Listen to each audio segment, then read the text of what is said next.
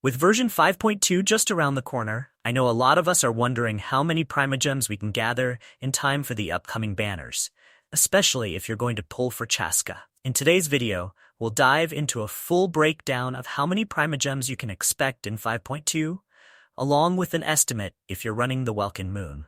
We'll also go over the updated banner speculations, as the choices this time might surprise you. So, here's the latest speculation for version 5.2 banners.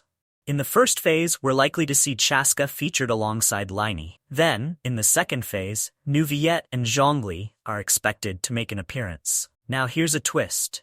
Neuvillette is somehow getting his second rerun before Wriothesley even sees his first one. Hoyoverse really seems to have something against Cryo characters, or maybe they just want to keep us guessing. Either way, if you're a fan of Neuvillette, or have been saving for Zhongli, this lineup might be the perfect opportunity. Now, let's go over the primogem sources in detail. Beginning with daily commissions. Starting from October 29th, the beginning of the second phase of 5.1 to the end of the first phase of 5.2, we have 42 days.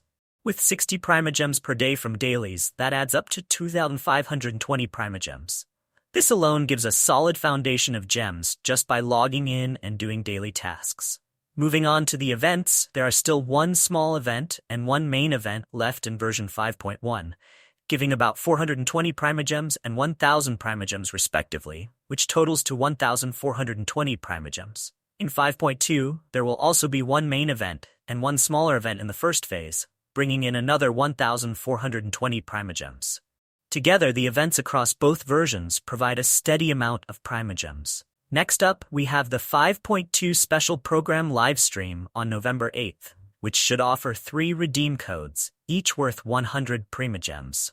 That's an easy 300 primogems. Just remember that these codes usually expire within 16 hours, so be sure to redeem them quickly. I'll also post these codes on my channel right after the livestream, so if you're subscribed, you'll be notified right away. Let's talk about Spiral Abyss next.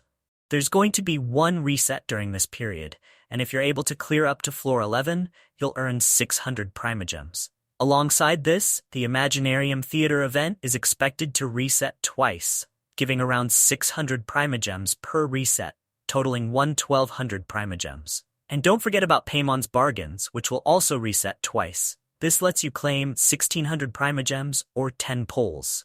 We'll also get another 600 primogems from maintenance and bug fixes, adding a bit more to the pool. Additionally, we'll get 120 primogems from Chasca's story quest, along with 80 more from character test runs. As for exploration, 5.2 introduces a new map area, which should have more primogems available based on how much you're willing to explore. However, since the number varies depending on individual playstyles, I'm not including it in the final total. But if you're someone who enjoys exploring, this could be a good way to get extra gems. Lastly, there are the Hool Lab daily check-ins and web events.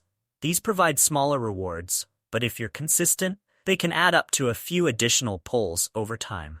Adding all of these sources together, we're looking at a total of approximately 9,860 primogems, or around 61 pulls.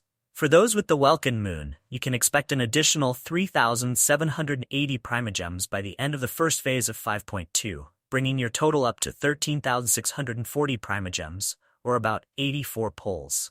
Hopefully this breakdown gives you a clear idea of what to expect in terms of primogems in version 5.2. Let me know in the comments if you feel this amount is enough for your plans, and if you're planning to pull in 5.2. Thanks for watching, and I wish you all the best with your pulls.